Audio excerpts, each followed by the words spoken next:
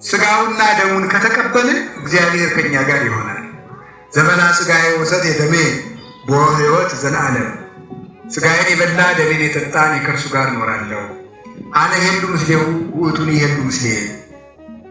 ስለዚህ ስጋው ደሙ መቀበል አለብን። ይህ ሶስተኛው መፍትሄያችን ነው። ሳያቋርጡ መጸለይ፣ ከቤተ ክርስቲያን አለመለየት። የፈለገ ስራ የሚበዛበት ሰው ቢሆን ቤተ ክርስቲያን ሳይገባ መዋል የለበትም። የመጀመሪያው ሁልጊዜ መጸለይ አለብን። ሁልጊዜ መጸለይ አለብን። የጸጋ መጀመሪያው ጸሎት ነው። የውድቀት መጀመሪያው ጸሎት ነው። ሰው የሚወድቀው ጸሎት ሲያቋርጥ፣ የሚነሳው ደግሞ ጸሎት ነው። ጦርነት የሚሸነፈው በጸሎት ነው። በኢትዮጵያ ላይ የተነሱ ጠላቶች ሁሉ የተነሱት በጸሎት ነው። ኢትዮጵያዊ መናኙ ንጉሥ አጼ ካሌብ እንኳን በናግራን ላሉ ሰማይ እሳት ለመጋረድ የመን የነበሩትን ክርስቲያኖች ለማጥፋት የመጣውን የአይሁድ ንጉሥ ለመመከት ከኢትዮጵያ ተነስተው ሲሄዱ ለአቡነ ጰንጠሌዎን ሱባዔ ያዙልኝ አባቴ፣ ለተቸገሩት ፍትሕ አሰጥቼ እመጣለሁ ብለው ምላሽ አስይዘው ሄዱ። ድል ነስተው ሲመለሱ የረዳኝን እግዚአብሔር በምናኔ ያገለግላለሁ ብለው ዘውዳቸውን ከጌታዬ መቃብር ጎልጎታ አስቀምጡልኝ ብለው ዋሻ ገብተው መነኑ። ይህን አድርገዋል። ስለዚህ ምን ያደርጋል? ጸሎት የሁሉ ነገር መነሻ ነው። ማንኛችሁም እንኳ ብትሆኑ ቢሮ ሊሆን ይችላል፣ የትም ቦታ ሊሆን ይችላል፣ መጸለይ አለባችሁ። የትኛውም ቦታ ገበያ ውስጥ ሊሆን ይችላል፣ መንገድ ሊሆን ይችላል። የትኛውም ቦታ መዝሙረ ዳዊትን ይዛችሁ ሂዱ። የመጀመሪያው አጋንንትን የምናሸንፍበት መንገድ የማይቋረጥ ጸሎት ክርስቲያኖች ሊኖረን ይገባል። ይህ አንዱ ነው። ሁለተኛው ደግሞ ከቤተ ክርስቲያን ጋር ህብረት ሊኖረን ይገባል። ከቤተ ክርስቲያን ጋር ህብረት ሊኖረን ይገባል። ከቤተ ክርስቲያን ህብረት የሚባለው እሁድ ማስቀደስ፣ ዘወትር ኪዳን ማስደረስ፣ በቤተ ክርስቲያን አስተዳደር በንቁነት መሳተፍ፣ እነዚህ ናቸው። በዓላትን ማክበር፣ ሁሉም ነገር በያገባኛልነት መሳተፍ ነው የቤተ ክርስቲያን ህብረት። እስካሁን ድረስ የተረዳችን ጊዜና ባነበብኩት የተማርኩት አባቶችን በነገሩ የተረዳሁት ነገር ያለ ቤተ ክርስቲያን ህብረት አጋንንትን የሚያሸንፍ ሰው አይቻልም። ያለ ቤተ ክርስቲያን ህብረት አጋንንትን ማሸነፍ አይቻልም። ምንም ቢሆን ማለት ምንም ቢሆን ባይታዊ እንኳን ቢሆን ቤተክርስቲያን የማይገባ ከሆነ አጋንንትን አያሸንፋቸው። 40 ዓመት ዘግቶ ቢጸልይ እንኳን ወይ የተደበቀ ቤተክርስቲያን የማይገባ ከሆነ ቤተክርስቲያንን ተለይቶ ድል መንሳት አይቻልም። ብትጸልይ በቃ ሌሊት ተቀን እንኳን አጥንት እስከሚወጣ ብትሰግድ ከቤተክርስቲያን ተለይተ ኃይል አታገኝም። ምክንያቱም ቤተክርስቲያን የእግዚአብሔር ምንድን ናት? ቤተ መንግስት ናት። ከእግዚአብሔር ቤተ መንግስት ወጥቶ ፍትህ አይገኝም። ቤተክርስቲያን የክርስቶስ አካሉ ናት። የክርስቶስን አካል የተለየ ሰው ምን ይሆናል? ሕዋስነቱ ተቆርጦ ይወድቃል ማለት ነው። የክርስቶስ ሕዋስ መሆኑ ይወድቃል። ስለዚህ ከአካሉ ምግብና ጥበቃ አያገኝም ማለት ነው። ስለዚህ ምን ማድረግ አለበት? የቤተ ክርስቲያን ሕዋስ መሆን አለብን።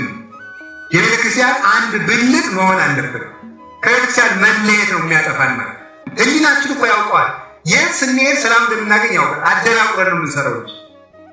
ስለዚህ ከቤተ ክርስቲያን ጋር ህብረት ሊኖረን ይገባል። ሁለት ሶስተኛው ቅዱስ ቁርባንን መቀበል አለብን።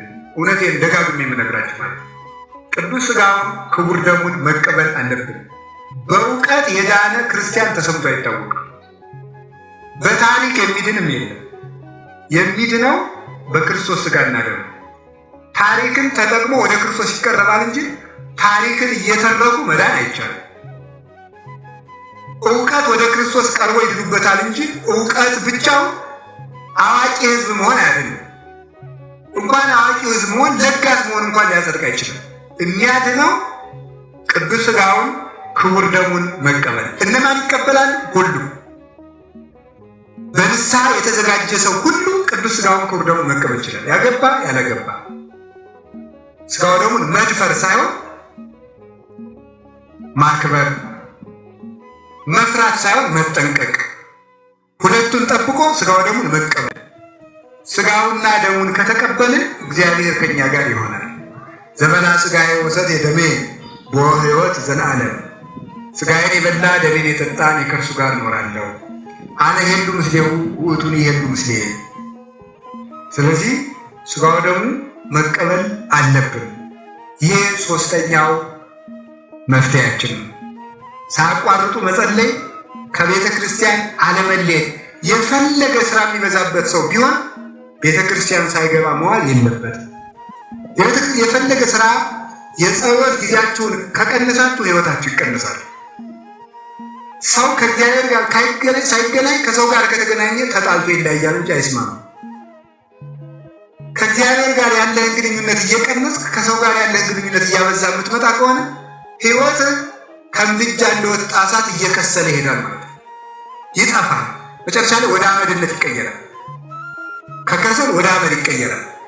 ስለዚህ ከቤተ ክርስቲያን ከጸሎት ከቅዱስ ቁርባን የተለየ ክርስቲያን ድል አይነሳም። በግብፅ ያሉ ክርስቲያኖች በአሕዛብ ተከበው ልዕልናቸው ተጠብቆ የሚኖር በዚህ ነው። ከቤተክርስቲያን የሚለይ የለም። ስጋው ደሙን የማይቀበል ክርስቲያን የለም። ሁሉም ጸሎት ያደርጋል ባቁ። እኛ ኢትዮጵያውያን ግን ድግሱ ብዙ ነው፣ ዝክሩ ብዙ ነው፣ ልፋቱ ብዙ ነው፣ ድካሙ ብዙ ነው፣ በዓል ለማክበር ዝግጅታችን ብዙ ነው። እነዚህ ዋና ቁልፎች ላይ ግን አንገኝም። ያንን ለማድረግ ንስሐ አባት ያስፈልጋል። ሁሉም ሰው በክህነት መመራት አለበት።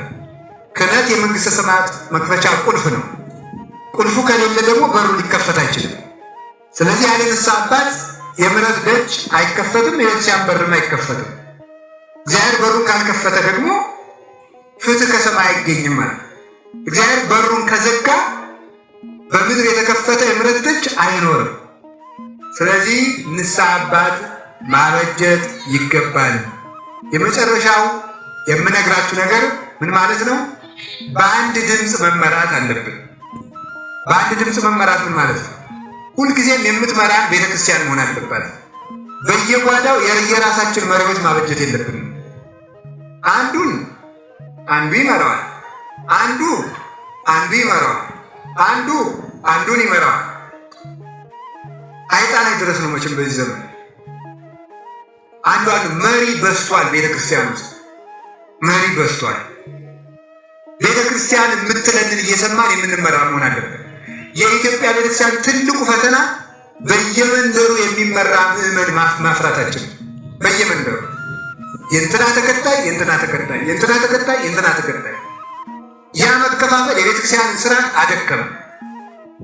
ሳናስበው ወይ አንድ መነኩሴ ይፈጠራል፣ ወይ አንዲት ደግሞ ተገለጠልኝ የምትል ትመጣለች፣ ወይ አንድ ደግሞ በመቁጠሪያ ወገቡን የሚደበድብ ይመጣል።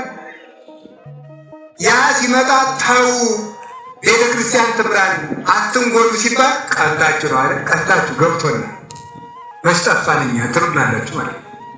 አንድ ድምፅ ይምራል። ያው ማን ነው? ቅድስት ቤተክርስቲያን ቅዱስ ሲኖዶስ አንድ ድምፅ ይምራል። ለቤተክርስቲያናችን አስተዳደር አቅም መስጠት አለብን። ቤተክርስቲያናችን አስተዳደር ቤተ ክህነቱን ያስናቅነው እኛ ራሳችን። አሁን ወረዳ ቤተ ክህነት ስብሰባ ቢጠራ ይመጣል? እንኳን እናንተ ቄሱ አይመጣም። እውነቴን እኮ ነው። ቤተ ክህነት ስብሰባ ሲጠሩ አይመጣም። ተጎልቶ ግን ወግ ሲያነጉድ ይውላል። መጥቶ ቤተ ክህነቱ ችግር ካለስ ወቅቱ አያስተካክልም፣ አይሳተፍም። ቤታችን ያደከምነው እኛው ነን። አቅም መስጠት አለብን። ወከመ ይርቅ ሰማይ እምድር፣ ሰማይ ከምድር የሚርቀውን ያህል ክህነት ከቤተ መንግስት ይበልጣል። ቤተ ክህነታችን እንዲናቅ ያደረግነው እኛ ነን። ስለዚህ እንዲጎለብት ማድረግ እንዲፈራ ማድረግ ያስፈልጋል። ስለዚህ በአንድ ድምፅ እንመራ። እስኪ በሉ ሁላችሁ በሉ እንጂ ድገሙት። እንደ ዓይናችን ብሌን የምንወደው አባት ቢሆን እንኳን ከቤተ ክርስቲያን በላይ ሊሆንብን አይገባም። እውነት አሰብ በሉ ንገሩኝ እንጂ በቃ አባ ገብረ ኪዳን ቤተ ክርስቲያንን ከነካ ቤተ ክርስቲያን ይዛችሁ አባን ጥላችሁ ተቀጥላላችሁ። ከሆነላችሁ ጸለያችሁ መከራችሁ ታነሱኛላችሁ ማለት ነው እንጂ እኔ ከቤተክርስቲያን በላይ ሊሆን አይገባም። ከቤተክርስቲያን በላይ ብቻ ነው። በቤተክርስቲያን ጉዳይ አንዷንም ልተካ አይገባኝ። ከቤተ ክርስቲያን በላይ ዘራችን መሆን የለበትም። ከቤተ ክርስቲያን በላይ አባት የምንለው ሰው መሆን የለበትም። ቤተ ክርስቲያን የክርስቶስ አካል ነው፣ ልትመራን የሚገባው። ይህን ያደረግን እንደሆነ ጠንካሮች እንሆናለን፣ በአንድ ድምፅ እንመራለን። ሁላችን በየሜዳው መደራጀታችን ትተን ቤተ ክርስቲያን በምታደራጀን መዋቅር አቤት ብለን መገኘት አለብን። አሁን ቤተክርስቲያን ጠረ የእስቴ ወረዳ ቤተ ክህነት ጠርቷል።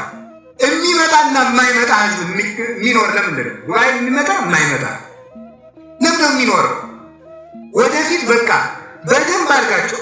አሁን ከዚህ በኋላ እናንተም ተደራጅታችሁ በቃ በአንድ ድምፅ መመራት አለብን። ጉባኤ ተዘጋጅቷል ከተባለ ከተማ ውስጥ ያለ ኦርቶዶክስ እንዲመጣ ማድረግ አለብን። ወይም ስብሰባ ነው ዛሬ ቤተክርስቲያን ትፈልጋለች ከተባለ ሁሉም ምዕመን መገኘት አለብን። አንድ ድምፅ ሊመራን ይገባል።